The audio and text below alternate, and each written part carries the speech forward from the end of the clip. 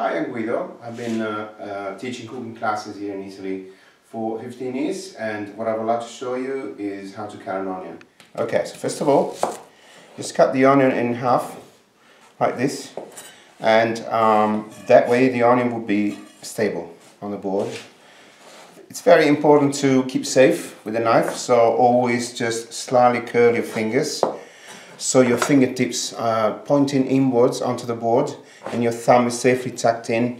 You rest the blade on your knuckles and you do your chopping. So for the onion, you just do your chopping like that, and instead of going all the way down, you kind of stop 3/4 of the way through as you cut through the onion, and then you turn the onion 90 degrees. You do the same here.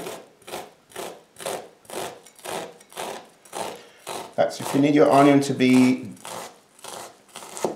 diced.